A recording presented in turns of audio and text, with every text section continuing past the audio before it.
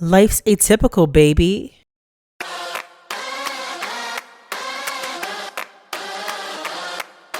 Welcome to Atypical Podcast, where we talk about life's uncertainties, change, and unexpected twists, and find solutions together. This is not The Secret. There's no wonderful catchphrase that you can use to solve all your life's problems. It's just us being humans and talking about how it feels, what we can do when change happens, and how to have compassion for oneself and others while navigating this crazy life. We'll laugh, we'll cry, but we're here together. Let's get some stuff off my chest. Because life isn't typical, it's atypical.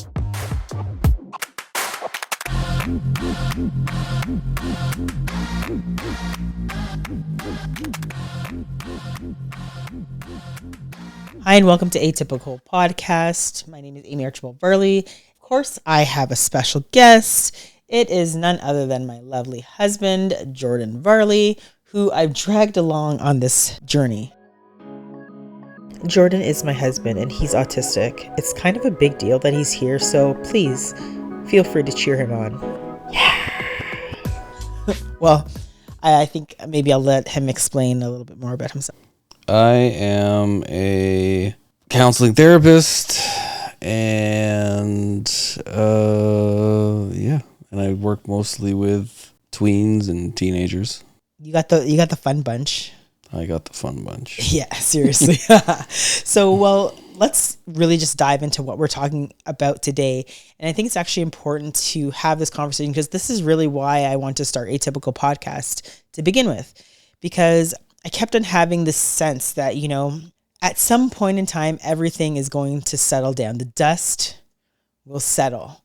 And it actually made me have a lot of anxiety. I was always really anxious because there's always like, okay, when's this next new thing? This thing's going to happen, but then like that'll go away and, just we'll be coasting. We'll just have this normalcy of life. And for whatever reason, it just never really happened. So I think today's episode will be just discussing the idea that life is not linear. There's this fallacy or this idea that we have to live this straight and narrow path. There's these societal expectations of you. You grow up, you get a really good job, you find the love of your life, you get married, you have kids, and then like everyone's making like bento box lunches and, you're living life in the sunset. Everyone's posting their like best self on Instagram, but like life's not really like that. But the fact of the matter is there's this illusion of linearity. And I think that's what really messes a lot of people up. And it messed me up for a long time because I'm just like, I feel like I'm not in the place that I'm supposed to be in. You know what I mean? Yeah, no, I get that. You're always waiting for the moment where you can take your foot off the gas. Yeah. And then that moment doesn't seem to come. And you're like, okay, well, if I redouble my efforts and I try to grind hard for a shorter period of time, then after that, I'll be able to take my foot off the gas and be content. And then contentment itself seems kind of elusive. Yeah, no, I completely agree with you. It's really kind of messed up that society expects this linear life. Like we mentioned, that straight path of a school, job, marriage, kids, retirement. It adds so much unnecessary pressure. And, there is no linear life path. Life is really full of twists, turns, setbacks, and unexpected opportunities. Let's talk about our own stories and experiences. Let's listen to Jordan's story as he describes his experience of not charting the course as someone who is neurodivergent. I mean, I was particularly aware of it when I was a teenager. Yeah.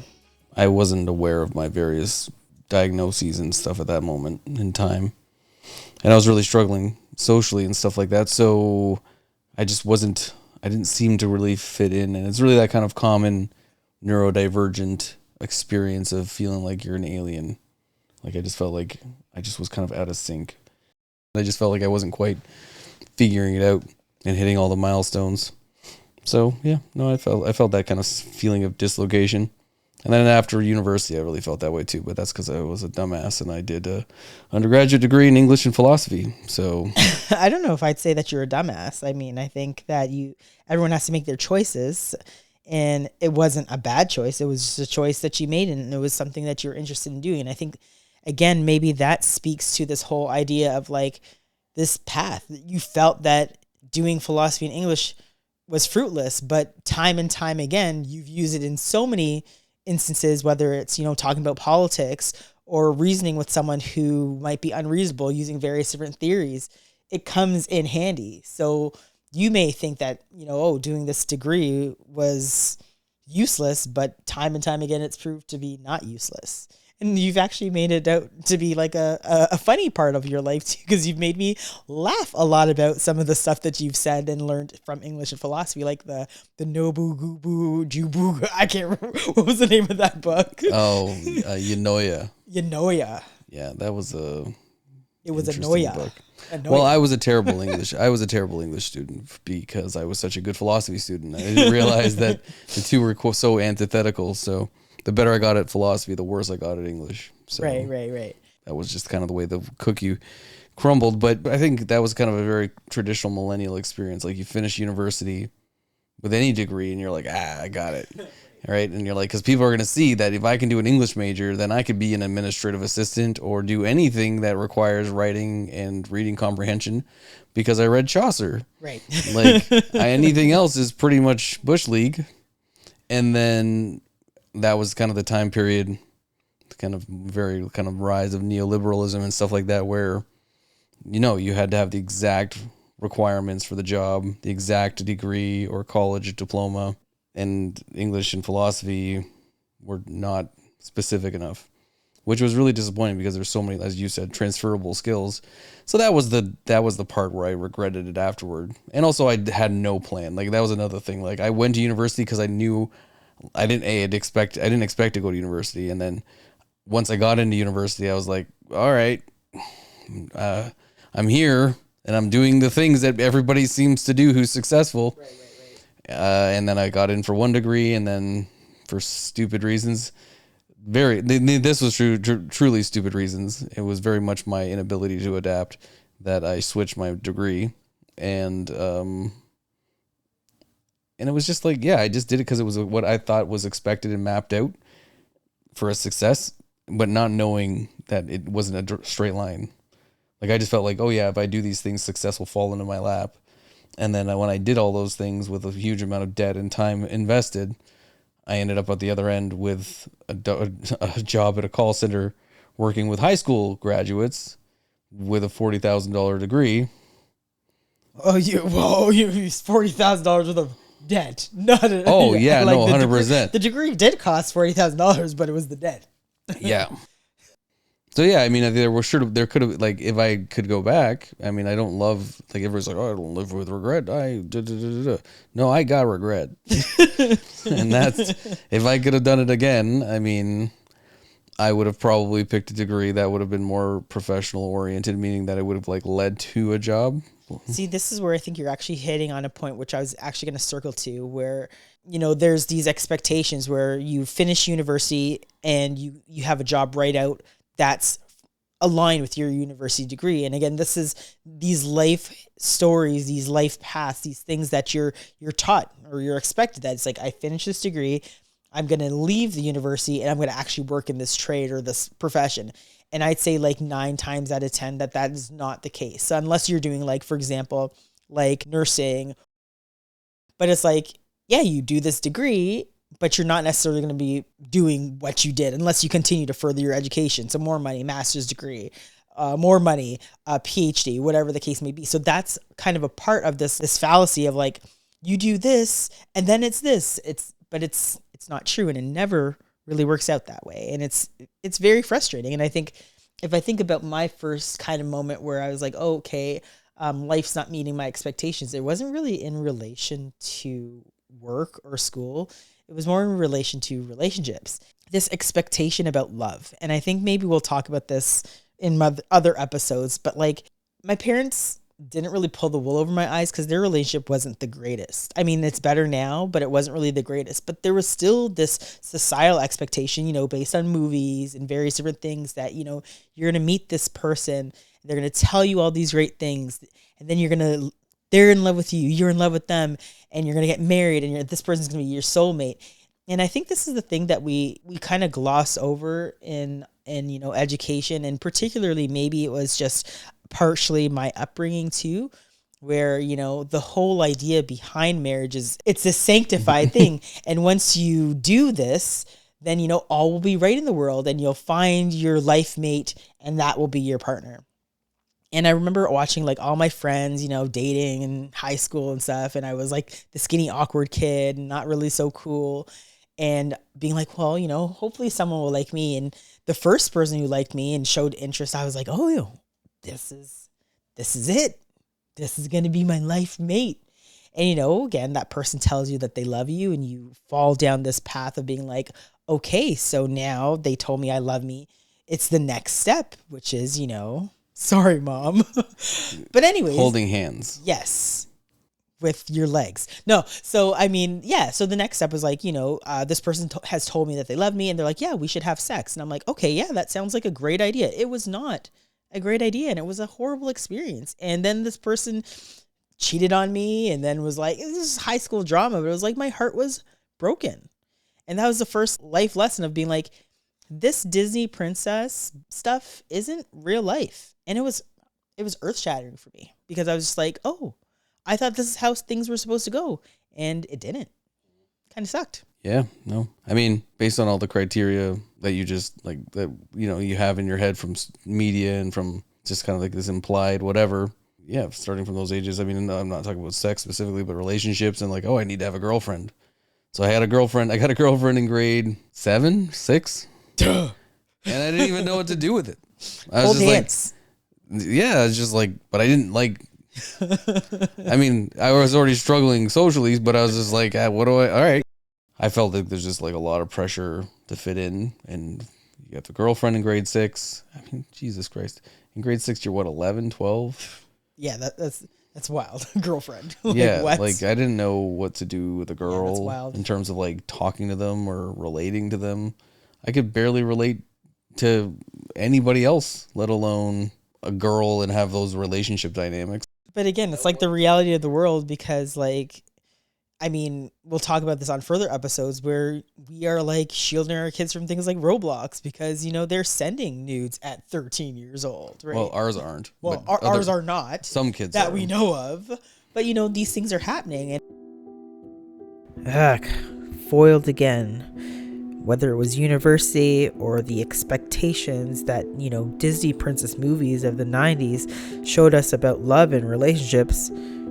Yeah, just not right.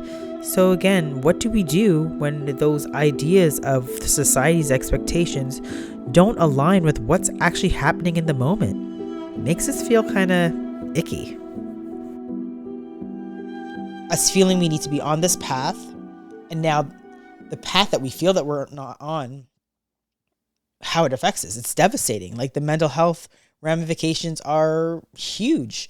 And I think people don't even think about the fact that, you know, if you think that you're supposed to be here and you're in another place, that's going to weigh really heavily on an individual. And I think that we don't even stop to think about like, okay, maybe this isn't how life should be. Like life is kind of like, you know, a roller coaster. It's up, it's down, it goes around a corner. You go into a dark tunnel for a little bit, like the Mind Buster. I think they fixed it, by the way. But yeah, it's just, it's a rocky road. And I think maybe what we should be saying is it's like, okay, so life isn't linear and we should expect these curves. And maybe if we expect that these things are going to happen, it won't be so devastating in terms of the impact. But I think you do have a little bit about what the science says about, you know, changes and life changes in relation to what happens when our realities don't match. There's certainly something to be said for the fact that our brains are not really wired to be satisfied, right? And so when you expect that next thing... Speak for yourself. No, I'm joking. I've wired your brain to be satisfied. Whoa, calm down now. Backtrack, back to the topic. So our brains are designed to make us satisfied. Our brains are designed to constantly keep us in motion, grasping at things to try to get the next berry, to get the next whatever it is, resource. The thing is, our brains are designed to do two things fairly well, and they don't do it very well, but they just do it a lot. So what they lack in accuracy, they make up for in just perseverance.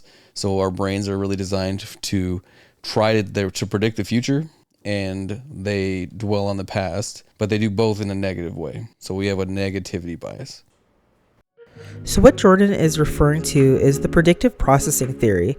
This is a neuroscience-based theory that suggests that the brain is essentially a prediction machine. It constantly tries to minimize the difference between what it expects based on past experiences and what it perceives, incoming sensory data. So again, the brain generates models of the world to predict what will happen next, and when there's a mismatch between predictions and reality, a prediction error, the brain updates its model or adjusts its behavior. This mechanism then helps us navigate the world efficiently, but it has its psychological side effects. Those negative predictions and anxiety, here they come. So, and that was because our ancestors, in order to survive, the ones who were kind of worrywarts. I mean, like the majority of people? Well, this is why, because our ancestors, so this is a common example, not invented by me by any stretch of the imagination, but if our ancestors were like looking through a tree line, and then off in the distance, they saw something that with stripes on it through the trees. Say we have two ancestors who were our potential progenitors. Okay. So one ancestor assumed 8 out of 10 times that was a tiger and ran up a tree. But 2 out of the 10 times he was like, it's a lot of climbing. It's probably not a tiger. And then most of the time it wasn't a tiger. Right. It was just a rock with some shadows on it. Unfortunately for him, some percentage of that time there was a tiger and they got eaten. They did not go on to produce offspring. Right. The other ancestor, however, 100% of the time, ran up a tree and then waited to make sure that rock wasn't a tiger. Because that ancestor was super, super paranoid and super, super worried. Fortunately for us, that ancestor were the ones who procreated and passed on those worrywart genes and proclivities to the rest of us, which helped us survive. Unfortunately for us, fortunately for us, we're not in those situations where we're in open savannas or jungles or anything like that being hunted by apex predators.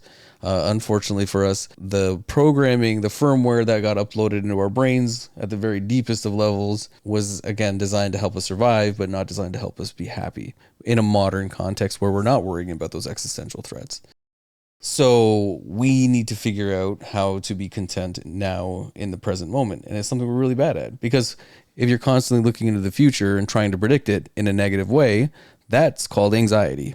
And if you're reflecting on the past and dwelling on the past and really picking out the negative stuff and really bagging on yourself for it, that's really depression. Because these mechanisms forecast into the future, it's like, what do I need next? Oh, I want that next thing. I want that next thing that will make my life happy. Because we don't feel very happy and content now. Because we're always worrying about what's going to come next. Yeah, at the end of the day, our ancestors gave us genes that helped us survive in that context. We haven't evolved past that context because there's been no environmental pressures to do so. So we are stuck being warriors with this, proclivity for being kind of mean to ourselves. Being hard on ourselves. Yeah, too hard on ourselves. And so we're not really good at being in the moment and enjoying what we have and being content. Okay, Jordan, hold that thought right there. Clearly, we have a predisposition for being negative Nancys or negative Terrys, and we will address that very soon in the episode. But let's talk about the pressures that we face right now, those pressures that say we should be charting a course. How does that make us feel? What are our experiences? I'm kind of thinking about myself, right? Like right now, the pressure is to be like, all right, I have to be successful. Everyone around me is successful. But the thing is like, what does successful look like? And it's made me it's kind of drawn into sharp relief to me. It's like, what are the things that actually really matter to me? And is it success that is what matters to me? And it's like, okay, well, yeah, I want to be successful, but not at the expense of. And I think that's kind of where one of the biggest pressures for me kind of lie, where it's just like, I have to do this. I have to be in this place. And it's like, no, this is kind of a journey and I should enjoy this journey. Like right now, as you know, because you're a part of the company, I'm enjoying learning about how to build a film production company and learning about the creative process of writing, but from a different standpoint, because I have already written a book, but what's it like writing, a short screenplay or writing a feature-length film or working on a documentary and then really translating that written word into a visual picture. And I don't want to move fast on that. I want to take time with it because it's something that I feel is important. And I think that now, as I've been reframing my thinking, that if success comes, then that's great. But I feel like I'm learning so much in this process that that's what's growing me and that's what's feeding me as a person at this point in time. But I know, like, if I just think of it on the surface, that's like one of those societal pressures or expectations that must be had. Most proximally for me, I guess, it's kind of maybe one of two things. Getting, additional degrees, like my master's degree, is a big part of it. But why do you feel, what societal pressure do you feel that you have to get more education? All right. Well, so the thing is, nothing is monocausal, right? So I don't ever have, and most people don't have one motivation. Okay. They have multiple motivations. Now, obviously, one may be the leading motivation. I would like to say that it's not ego driven, that I want my master's degree. Well, maybe, but I'm hoping that's not the case. Okay, but I don't you think deep it is. down know. Yeah, I don't think it is. I think part of it is, like, of course, I want the master's degree so I can say, hey, I have my master's degree. But I think based on my general level of fatigue and disinterest, that's not a leading cause.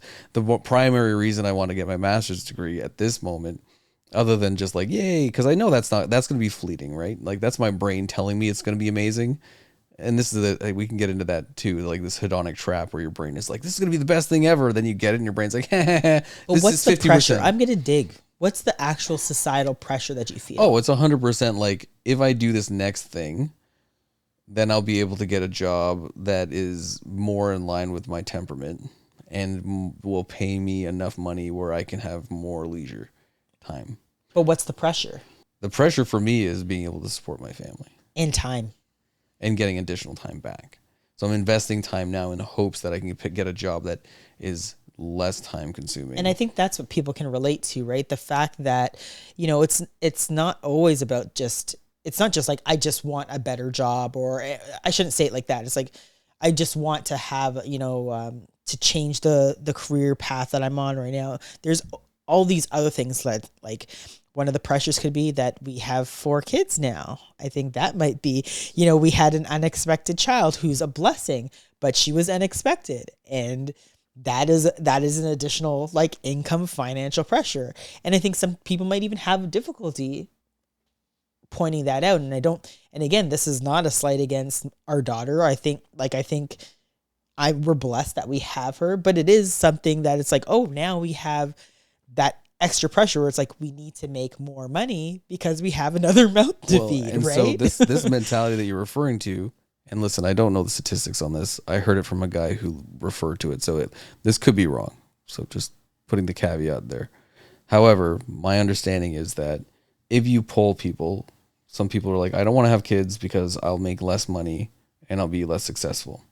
But they've done studies apparently, and the research indicates that married people tend to make more money and have more success than single people, and married people with kids tend to have even more success and more money and make more financially than the other 2 cohorts. Interesting. And the reason for that is because you feel like you have no choice. Those societal pressures. You're not even societal pressures, but there's very practical pressures of like, listen, I want my kids. If I want 4 kids to go to university with like minimal debt, I need to get a better job. So I need to do X, Y, or Z. Like, I could tell you right now, before we had our 3rd kid, I was not really like, oh yeah, I want to go do a whole bunch of extra post-secondary education. And then that kind of dawned on me that, hey, I'll do this for my kids. So that was a motivational force that drove me to want to do it. And then it was like, oh, it would be cool if I had these additional letters behind my name because reasons, I don't know. But that was a secondary reasons. Yeah, I mean, really, at the end of the day. But that was like not a primary driver when I decided to start doing additional education. And it's still not. If I go and do my PhD, then that's definitely probably going to be like partly ego driven for sure. Right. No, I completely agree with that piece. So now we're going down the path of the less traveled or untraveled, or the the gravel road that you've seen in a horror movie. Okay, maybe not the gravel road that you've seen in a horror movie, but we're at a crossroads. And, some of the most pivotal people have traversed some of these crossroads or these untraveled paths with grace, poise, and have become quite the expert and prolific individual. From someone like Vera Wang, who at 40 couldn't find a wedding dress and now is a commercial success, to the Oprah Winfrey's or Steve Jobs of the world, they all traversed paths that were uncharted. Think about some of the greatest advocates that are out there, from the Rosa Parks to the AOCs and Bernie Sanders of the world. Those people are charting some unprecedented paths. So it seems like the next progression is really embracing some of the zigzags. Well, I can give an example of a nonlinear path that I took because it was risky, and it was, I guess, risky at the time, but I chose to chart that path anyway. So, for example, anybody who knows or listened to me before knows that I was in a terrible work situation. I think, workplaces, they really just seem to kind of put you in a bind. And it was because, again, it's tied to your finances and all these other perceptions. If you're not working, what are you doing?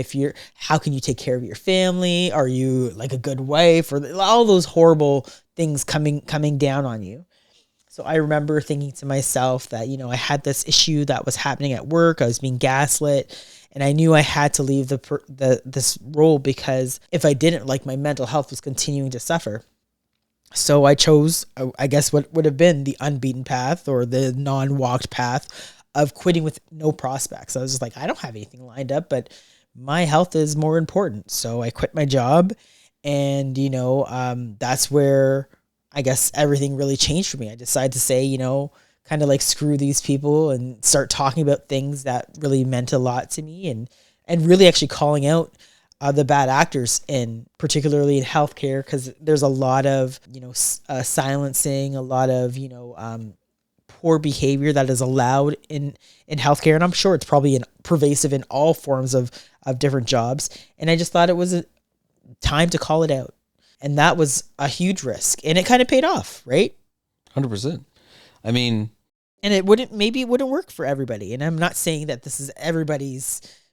This is the drum that you have to beat to, but I think that, sometimes charting those courses, or, maybe I guess it was a silver lining that, I didn't stay in that job because I was able to, protect my own mental health, and thereby, starting a podcast, having conversations, talking to other people about mental health. Maybe that started changing other people's lives. And, it was not the path that I thought that I'd be on, but it was the path that I was led down, and it was an important one. Yeah, I mean, I think I was on the sidelines, I guess, to a large extent while you were making all these choices. And while at the same time, I mean, I was and still am incredibly proud of you for everything that you've done, and genuinely mesmerized that you're able to do that, which is even more it's compounded by the fact that I struggle so much thinking outside of the box. Despite having a different neurology, I still feel like I have to do all the things. I literally can't think of a way to break out of that mold. My brain is still very much well, just get more degrees, and then eventually you'll be something else, and then you'll be able to be self-sufficient and be able to do it sustainably. There's also the part of me that is so afraid of uncertainty or intimidated by uncertainty that I look at you just diving head first into all that uncertainty, and it's we're a completely different species. Because I'm just I don't understand how she could do all that. I mean, again, I give you all your flowers, and it makes me super proud and inspires me and stuff like that, but also at the same time I'm just I don't know if I could do that. That is a really good place to segue, because I think that, talking about all of these atypical experiences and this uncharted path, but I think it's good to recognize And Jordan even recognized within himself the fact that navigating change is still really challenging, and seeing those uncertainties can be very scary. And I think that's a really good self-actualization point to say, hey, although I've watched my loved one navigate uncertainty and this crazy situation, it's okay to be like, yeah, that is super scary. And I don't know if I'm ready to go through that right now. But maybe what we should be thinking about is that you don't have to go through it alone, and that you can navigate those situations with somebody else, a loved one, a friend, a peer, a coach, a therapist. I think the next piece is, how do we move forward? One of the things I've probably never acknowledged is when I was going through all of that stuff, it was really scary. And I was very fortunate to have the support of others. So let's do this together, because I think that we should navigate life's uncertainties as a community. But I don't know if it's that you're not able to, because you've been on this journey with me. And there's been just nothing but uncertainty, but it's just like, all right, so in the face of it, like, what do we do now? And I think this is where we should talk about, like, what we should do is like redefine what success looks like and how we navigate uncertainty, right? So what are some of those practical things that we do, knowing that that we're going to live an atypical life, that we're going to live a life that's nonlinear.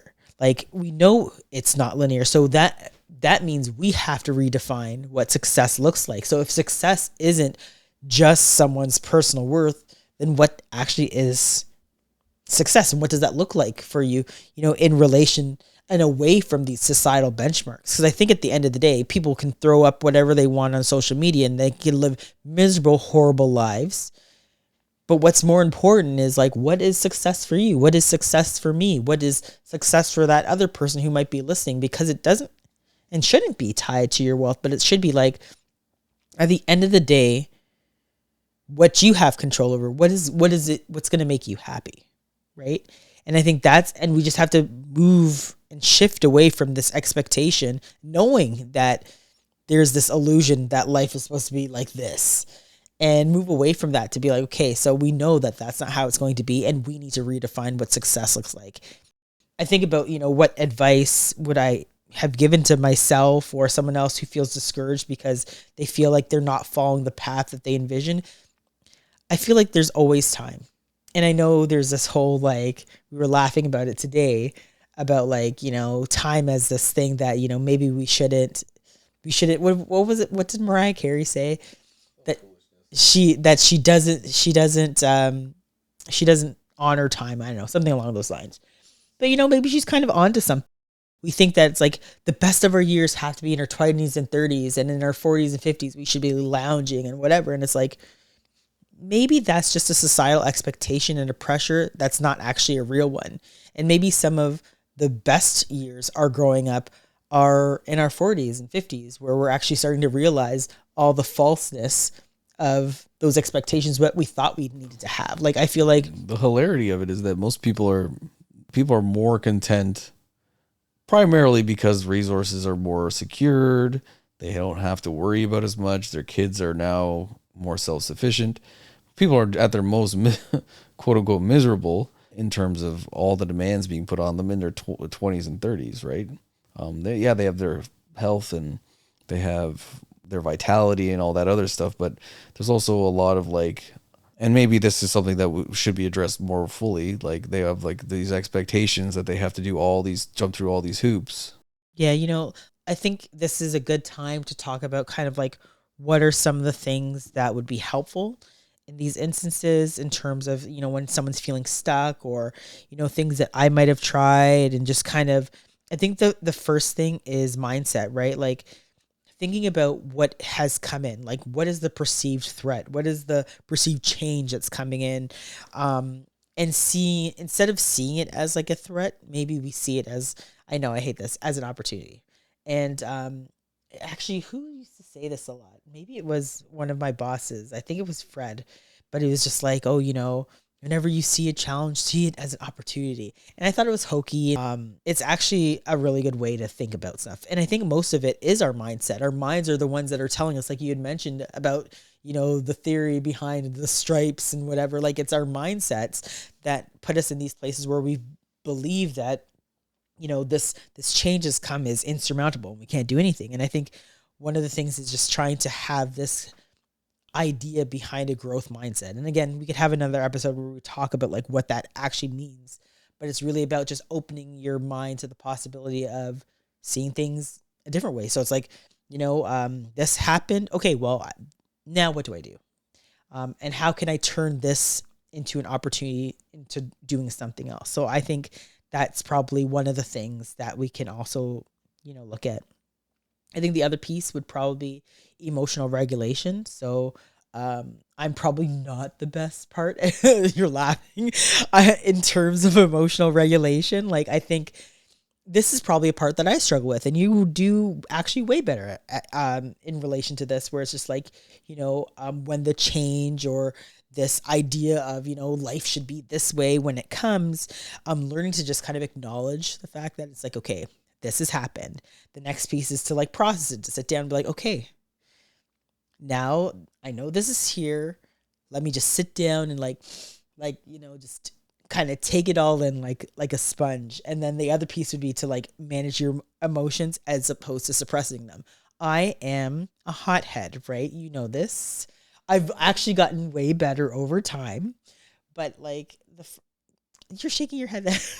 I've gotten better over time, but I'd say that still again, the hardest part is not to let it drive me, right? Not drive me, like motivate me, not to let, whether it's fear, anxiety, anger, or any of these kind of negative emotions that are not making me do anything. Because sometimes those emotions come in and yeah, they can be helpful. And sometimes they do propel you to do something, but sometimes they don't. They just let you sit and stew and you're in your head about it and you're not doing anything. So again, it's that whole, like that piece, right? I think it's important when you talk about emotional regulation to also have be clear-eyed about how our emotion regulation system works. And so like there's a very, very overly simplified version because our brains are vastly complex, but it kind of it kind of explains what I'm talking about. So if you picture our emotions as a thermometer, green at the bottom, yellow, orange, red, that's stress thermometer, right? That's not anything else. It's just stress. And then just imagine a dotted line, a hatched line between orange and yellow. So it's important to know that where you start on that thermometer it's never at the bottom of green for anybody really, unless you're like super zen or monumentally high. But I mean, where nobody has zero stress. Very, very few people have zero stress. So let's just say that where you start on the thermometer is based on a bunch of factors that generally are beyond your control, especially when you're younger, but also when you're older, like genetics, environmental factors, neonatal environment, where you lived, where you went to school, all those things. Like there's lots of things that have shaped how our stress system works that are way beyond our control. Right.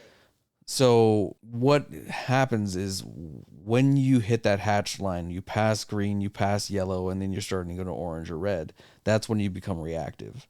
And that's where big feelings start to demonstrate themselves. That's essentially as soon as you cross from from yellow into orange, that's typically when your fight, flight, or freeze or fawn coping skills start kicking in. You're no longer forward thinking in terms of your future self tomorrow. You're just going to your brain's just going to try and get you through that stressful situation. So the goal, generally speaking, of emotional regulation is to try to stay below the line. Because in that case, there's a reason, folks, why I went through this demonstration. Because in the greeny yellow, that's where you're still able to think about your future yourself and your future relationships as well. So in that state, you're still able to have conversations. You're still, even if you're mad or upset or sad, whatever the emotion is. And again, stress can be anything, excitement, whatever. It just happens to be that we're very reactive when emotions are powerful. And so what we want to try to do in life is to try and stay below the dotted line as much as we can. And that's where the skills to come in, right? And so things can come, like in stressors, it's important to note, come from outside, like tests, like taxes, like whatever, car accidents or illnesses or whatever, but stress also is generated from within because the brain generates its own stress based on the way it sees the world. So if you see yourself as inherently incompetent or unworthy, that's going to lead to increased levels of stress. Right, and the lability of your stress, meaning that your ability, your how fast you run up the thermometer, is also dependent on a bunch of factors. So, how do we stay below it, and how do we adjust our set point down? Right, and those are things we'll get into in future episodes, I'm sure, if we want. In my world, you have multiple tools, and mindfulness. So DBT. So there's dialectical behavioral therapy, which would be mindfulness practices, which are focusing on being in the present moment, training your brain to realize how distracted and negative and all these things it could be, because we're largely unaware of those facts of our brain. So mindfulness draws your attention to the fact that your brain is and it's hard to do. Extremely hard. Right. And people think it's this very passive thing. It's a whole episode on its own. 100%. So I'm not going to go all whole hog into mindfulness. That's one of the skills. DBT also includes breathing exercises and other skills that you can use to... What's DBT? I already said dialectical behavioral therapy. Okay. So that's kind of dealing with stress in the moment and how do we get rid of those sensations. We have a therapist, guys. Indeed. And then there's CBT, which is changing the way your brain thinks about itself and the world. And you talked about this earlier when you talked about if we have this shift in mindset about what our expectations should be. So the primary the premise behind CBT is the CBT triangle. So if you picture a triangle, at the top of the triangle, and they're all bidirectional. But for the sake of this purposes, I'll just talk about one direction because this is the one that most people get tripped up by. So at the top of the triangle are thoughts. Thoughts are what, according to the CBT model, thoughts impact feelings, or they cause feelings, and the feelings motivate behavior. So the thought is, if you have a catastrophic thought, because our ancestors, again, have this negativity bias. So when they have a thought about the future, it's usually not sunshine and rainbows. It's about what's going to go wrong and how can I protect you. Right. So the thought is, oh my God, I didn't study enough for this test. I'm going to fail. And then when I fail, I'm going to not get the GPA I want. And then I'm not going to get into the university I want. And then I'm not going to get the job I want. And then I'm not going to get the kids and the 2.5 kids and the significant other and the white picket fence and whatever. And then I'm going to die a loser. Jeez. Right? That is a catastrophic thought. Right. Right. But it's not a true thought. It's not a true thought. And this is that's the important. Thank you, therapist. I was listening. And that's not a true thought, but it is true enough to you that creates a correspondingly large feeling. And that feeling is extreme anxiety and also depression, because those are horrible thoughts to have about yourself. And then that creates the correspondingly large behavior, right? Everything in this system is fairly linear. So the behavior is, I'm going to either, and in this case, because it's such a strong emotion, it's actually going to run against your inclination. So what does CBT actually do then? So anyway, let me finish that. Okay. So what happens if the thought is so unrealistic and so big, it will lead you to not doing the thing. So instead of, my stress is going to motivate me to study harder, I'm just going to call in sick and not go do the test tomorrow. Okay. Right? CBT addresses it does many things, but in this model, it addresses the thought. And so through Socratic questioning, meaning that the therapist gets you to explicate that thought, and then they interrogate it nicely, of course. So they will ask you questions about it, like, is that a realistic thought? Are there circumstances under which that may not happen? And then they just keep on going at that thought until you keep on admitting, like Socrates did with so many people in Plato's various... Lord, it's coming out now. See? Late at night, now you're bringing it up. So the premise is that Socratic questioning, that interrogation of the thoughts, over time, because it doesn't happen in one day, you will rewire your brain's thought process, and you will learn to do that to yourself. So the therapist starts the process by interrogating the questions, and then you build the habit of interrogating these thoughts and not taking them for granted, because the thoughts unexamined will just lead to behaviors, and the feelings, and the feelings will run the behaviors. Your subconscious is running your life. When you start interrogating those thoughts, then you are able to modify your feelings, thereby modifying your behavior. Right. So CBT essentially kind of is helping you. It's like cognitive reframing. It's taking that That's idea a lot of and what it is. shifting Yeah. your perspective on a situation, which again is very helpful when you think your life should be going like this and it takes this turn, right? But it also takes time. That's why most CBT is prescribed for like 12 weeks, because neurons that fire together wire together, and we have these habits of mind where if we do something that we perceive as a mistake, we automatically jump on ourselves. You're so stupid. You should have known better. And then Yeah. what hopefully will happen after you do CBT is you'll catch yourself and you'll be like, whoa, is that realistic? Am I these things? The other piece is that I think is important for folks to think about, and even just myself, is that self-compassion aspect. I do want to wrap it up because it is getting late and we have kids to put down, but self-compassion, like we don't treat ourselves very kindly. We don't talk to ourselves very kindly. And I think that's something that we should recognize. And I think it's good to recognize it in oneself and others, in other people's, but we just don't take that moment to be like, wow, I would never say this to my kids. I would never say that to my husband. So why am I saying it to myself? And I think it's like we have to just give ourselves that grace to extend kindness in a very difficult situation or a difficult time, to be like, this effing sucks. It's really hard. And I'm going to just eat this piece of cake and have popcorn, even though I have IBS, and just cry a little bit and be like, woe is me. I'm not going to stay there, but take the time to take care of myself. Cause I think the other piece, and this is what I'm trying to work on too, is I know I hate exercising. Okay. I don't like it, but I know when I do it and I do it consistently, it makes me feel so much better. And to me, that's self-care to me, because like, that is literally something I'm doing for myself, even though I know like I don't like it. I know how it makes me feel. So that for me is self-compassion. Also, of course, like eating snacks and stuff, like it's self-compassion, but like it's not the right thing to do. I'm not saying go out and eat your fit. Yes, I am.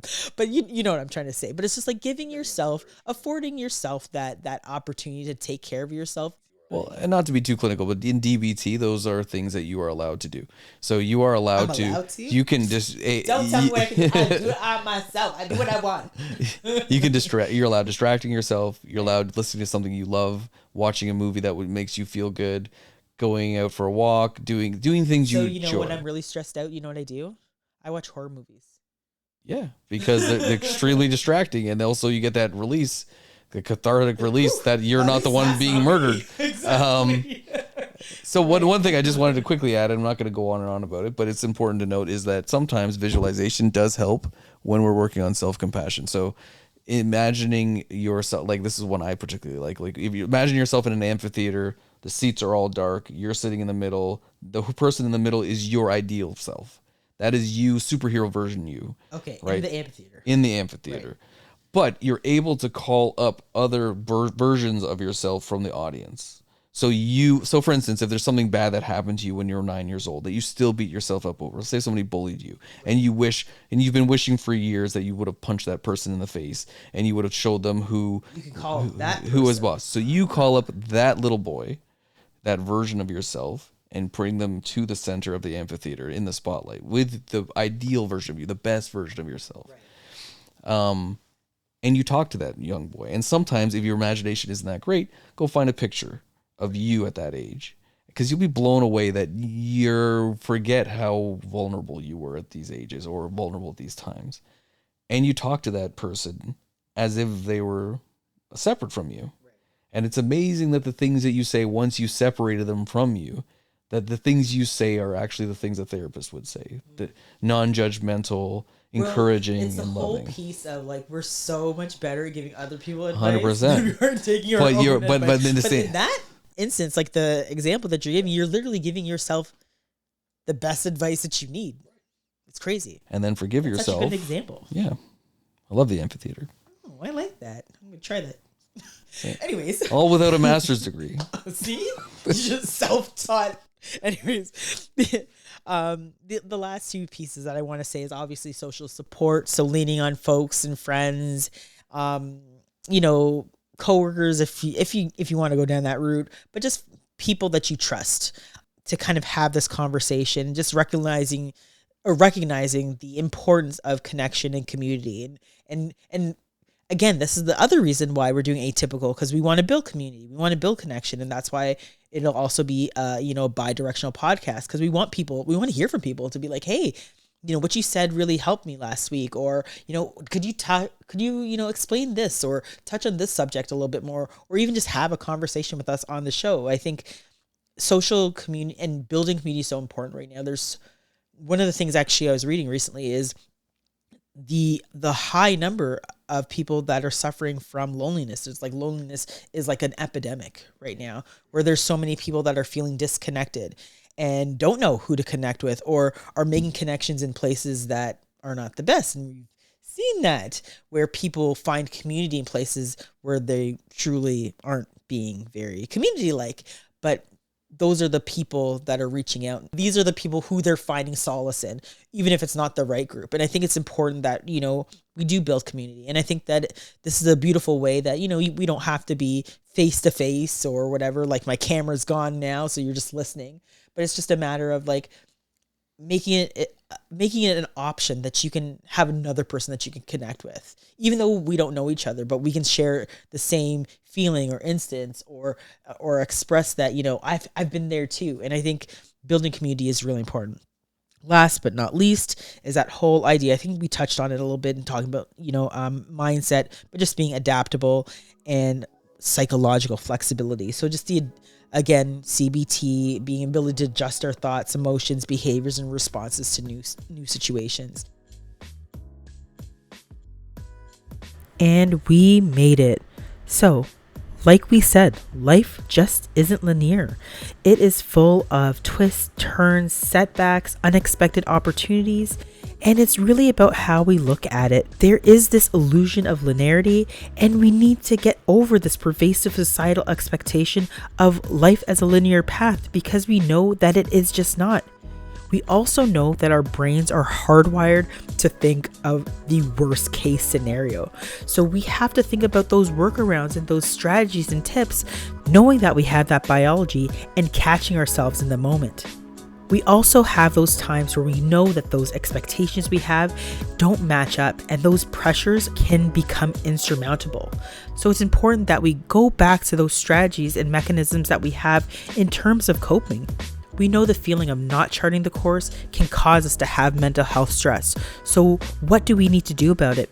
First and foremost, we need to embrace the fact that, life isn't going to be linear. We need to embrace the zigzag. Think about your own journey. There have been unexpected twists and turns, but have they all been bad? We also have to think about how we redefine success and how we can move forward towards practical and philosophical implications of accepting that life is not linear. So let's give it a try. Accept and reframe the change. Stay curious and open. Focus on what you can control. Acknowledge your feelings. Don't get trapped like I do sometimes in terms of your emotions. Think about that scale and see where you are and how you can manage your stress. And when things become overwhelming, that you seek support and help from other people. We talked about different therapies that can help, like CBT and DBT, and negative self-talk is so detrimental. We sometimes can be our own enemy. So think of that example of the amphitheater. Give it a try. How would you talk to your younger self or another version of yourself, and talk to that person the way that they should be talked to? We have to think about how we talk to ourselves and encourage ourselves to have positive self-talk. Make sure you practice self-compassion and prioritize self-care, and always try to be mindful. And I know mindfulness is a practice that's very difficult, and we'll talk about it on other episodes coming up. Lastly, let's be reminded that we need to accept change when it comes. We know that change is inevitable. Change is the only thing that is a constant, and resisting it will be detrimental. We need to be open to new possibilities and willing to adapt our plans as needed. It's a journey, but we're on the journey together. Let's get back to the episode. And yeah, it's something that takes time. I would say that, it's not like a new situation is not going to come our way, because I tell you, it's just like I would tell people that if I was ever to have a movie made on my life, people would be like, what? Like, what is this, a Tyler Perry movie? Like, no, it's actually, it's better written. Better written.